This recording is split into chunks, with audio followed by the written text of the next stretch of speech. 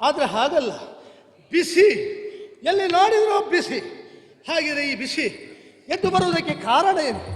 ನನ್ನಲ್ಲಿಯೇ ನಾನು ತರ್ಕಿಸಿಕೊಂಡ್ರೆ ಇದಕ್ಕೆ ಕಾರಣ ಒಂದೇ, ಶಿವನ ತಪಸ್ಸಿನ ಪ್ರಭಾವ. ಆ ಜ್ವಾಲೆ ಅಧಿಕವಾದ ಕಾರಣದಿಂದಲಾಗಿ ಇಂದು ವಾತಾವರಣದಲ್ಲಿ ಬಿಸಿ ಎದ್ದು ಬಂದಿದೆ. ನಾನು ಬಂದದ್ದು ಪರಮೇಶ್ವರನನ್ನು ಕಾಣುವುದಕ್ಕಾಗಿ. ಎಲ್ಲಿದ್ದಾನೆ?